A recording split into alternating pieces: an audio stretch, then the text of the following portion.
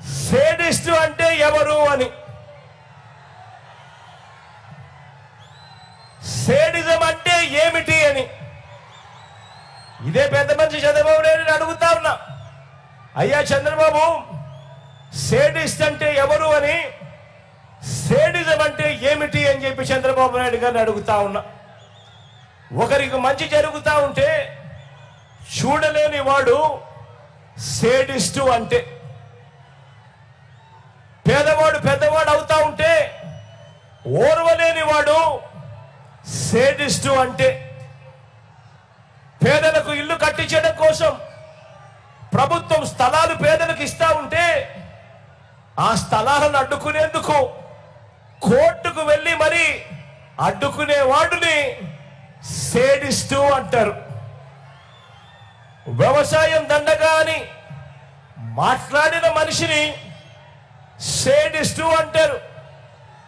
రైతులకు ఉచితంగా విద్యుత్ ఇస్తే ఆ కరెంటు తీగలపై బట్టలారేసుకోవాల్సిన పరిస్థితి ఉంటుంది కానీ అని రైతులను వెటకారం చేసిన మాటలు సేడిస్టు అంటే.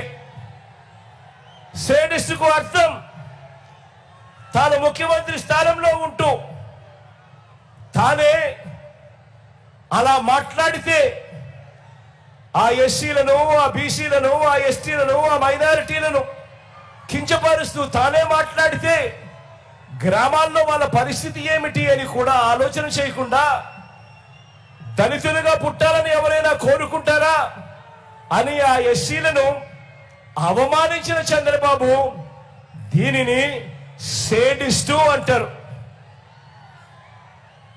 అవునా కాదా? అవునా కాదా? అవునా కాదా? అవునా కాదా?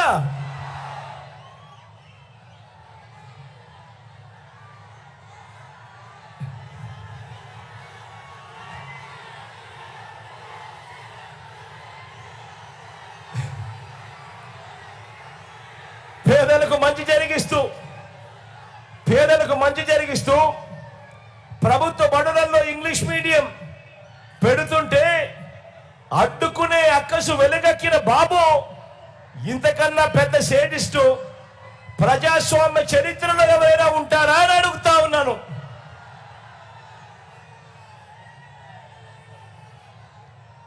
పేదలకు అందిస్తా ఉన్న డీబీటీలో అంటే నేరుగా మీ బిడ్డ బటన్ నొక్కుతున్నాడు, నేరుగా నా అక్క చెల్లెమ్మల కుటుంబాల ఖాతాల్లోకి నేరుగా డబ్బులు వెళ్ళిపోతా ఉన్నాయి.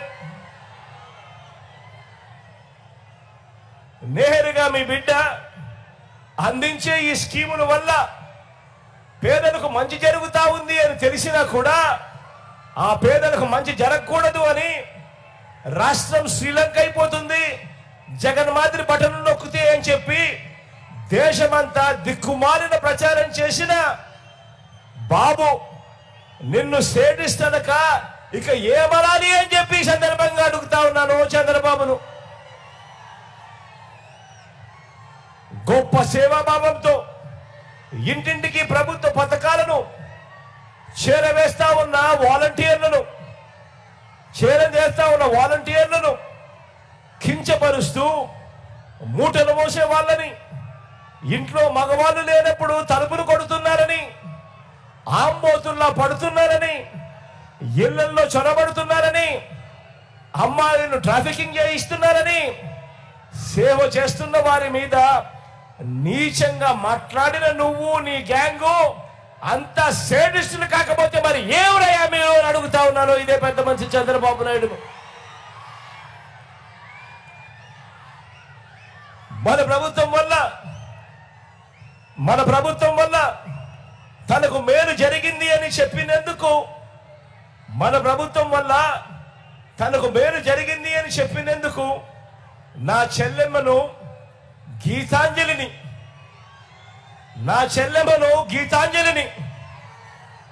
బడుగు బలహీన వర్గాల నుంచి వచ్చిన చెల్లెమ్మ గీతాంజలిని మన ప్రభుత్వం వల్ల తనకు మంచి జరిగింది అని తాను చెప్పిన ఒకే ఒక్క పాపం, తాను చెప్పింది అని సోషల్ మీడియాలో అది వచ్చిందని ఆ సోషల్ మీడియాలో సైకోలతో వేధించి ప్రాణం తీసిన నీకంటే పెద్ద శాడిస్టు ఈ రాష్ట్రంలో ఎవడైనా ఉంటాడా చంద్రబాబు అని అడుగుతా ఉన్నాను.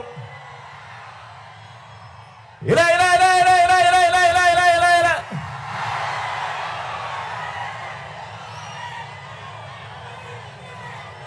మన ప్రభు ఇంత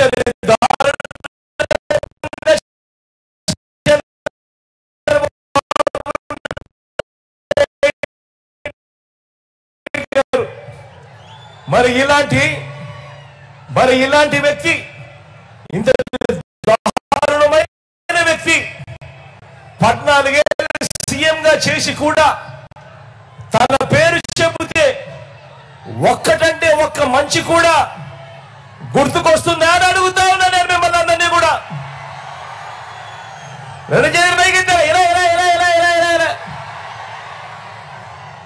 చంద్రబాబు పేరు చెబితే ఒక్కటంటే ఒక్క స్కీమ్ అయినా గుర్తుకొస్తుందా అని అడుగుతా ఉన్నా.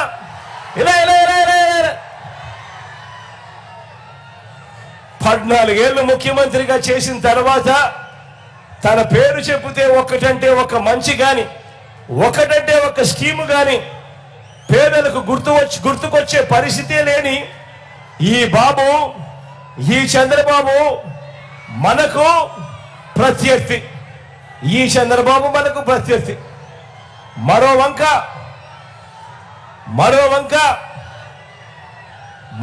మీ బిడ్డ ఉన్నాడు. గ్రామ గ్రామానికి నగరానికి రాష్ట్రంలో ఉన్న ప్రతి ప్రాంతానికి ఇంటింటికి మనిషికి అన్ని సామాజిక వర్గాలకు, రైతన్నలకు, వృత్తి వర్గాలకు, పిల్లలకు, అక్క చెల్లెమ్మలకు, అవ్వ తాతలకు, సమాజంలో ఉన్న ప్రతి ఒక్కరికి కూడా చేసిన మంచిని ప్రతి ఇంటికి చూపించి ఏకంగా 2,70,000 కోట్ల రూపాయలు నేరుగా మీ బిడ్డ బటన్ నొక్కడం, నేరుగా నా అక్క చెల్లెమ్మల కుటుంబాల ఖాతాల్లోకి నేరుగా వెళ్ళిపోవడం.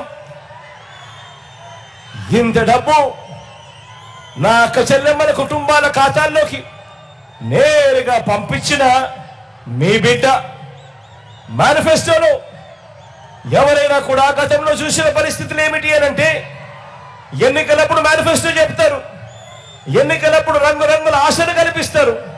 ఆ తర్వాత ఎన్నికలు అయిపోయిన వెంటనే చెత్తపుట్టలో వేస్తా ఉన్న సంస్కృతిని మార్చి ఆ మేనిఫెస్టోను ఒక భగవద్గీతగా, ఆ మేనిఫెస్టోను ఒక బైబిల్గా, ఆ మేనిఫెస్టోను ఒక ఖురాన్గా ఏకంగా భావించి 99% వాగ్దానాలు అమలు చేసి చూపించి మనం ఇవాళ ఎన్నికలకు వెళ్తా ఉన్నాము.